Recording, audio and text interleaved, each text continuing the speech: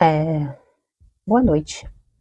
Estou vindo aqui no YouTube fazer uma breve resumo sobre um arquivo muito interessante que é sobre a vai pela sombra, variação do uso do habitat por girinos de Rhinella, Aruna bufonidae. É um estudo feito por um grupo de jovens que não me recordo muito o nome, mas é Marcinieca Freitas e Machado. Então, vou só fazer um breve resumo sobre esse estudo. Na introdução, esse estudo ele fala basicamente sobre a alta da diversidade. O Brasil tem a maior diversidade de anuros do mundo e que tem a falta de estudo, que há uma escassez de pesquisa sobre a sua biologia e conservação, a importância da ecologia, que são os girinos, são bons indicadores em ambientais por viveres em ambientes aquáticos e terrestres. Tem a alimentação, e são os girinos que se alimentam de água, bactérias, fungos e pequenos animais e outros materiais orgânicos.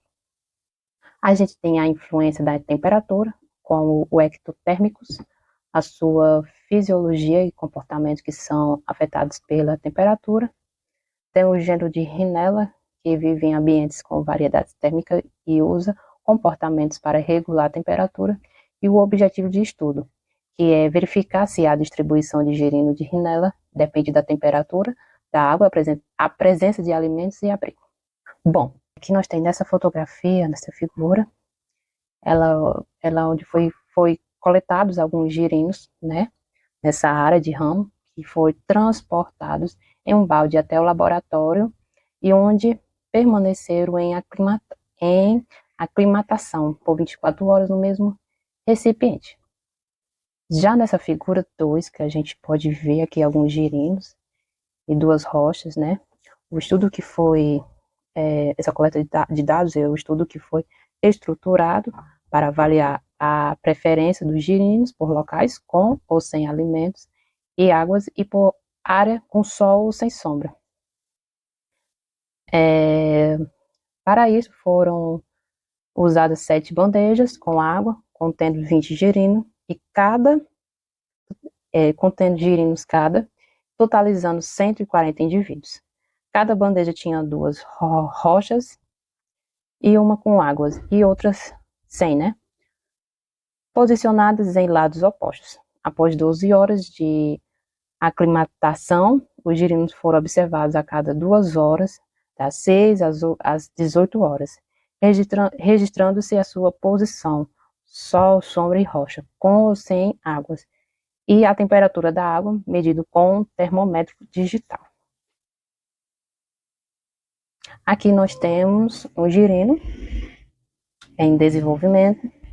A gente pode ver, né, a sua cauda extensa. Nessa figura 3, a gente tem um controle de variáveis. E é um girino que foi selecionado com um tamanho de 2,5 centímetros, uniformidade ambiental, com rochas e águas coletadas do mesmo local de origem do girino, e a climatização. Climatação trocada de água durante o período para manter a oxigenação similar ao ambiente natural. Aqui é só uma amostra do girino que foi coletado. Nós temos uma figura de números de girino e o horário da exposição e temperatura. Aqui, né, nessa imagem, a gente já está vendo o número de girinos exposto ao sol e sombra no horário das 8 até as 12 horas, com a temperatura de 15, 27 e 29 graus, um horário de exposição e temperatura, né? E do outro lado a gente já tem águas, né, que é a fonte de alimento para os girinos. No resumo, toda essa experiência, a análise da localização dos girinos em relação à exposição ao sol foi feita às 8 e 10 horas e 12 horas, pois nos demais horários não havia incidência solar nas bandejas. Às 8 horas e 10 horas, os girinos preferiam permanecer na sombra, e evitando o sol, e ao meio-dia não houve diferença significativa entre os números de girino no sol e na sombra. Em relação às rochas, os girinos demonstraram preferência pelas rochas com águas apenas nos horários de 8 horas e 10 horas, como vocês podem ver aqui nessas imagens. E nós temos as considerações finais e conclusão. Aí a conclusão é que a hipótese não foi confirmada, que os girinos não preferem sol no início do dia, foram mais encontrados à sombra das 8 e 10 horas. A exposição ao sol ao meio-dia, provavelmente causada pela falta de sombra e não por preferência.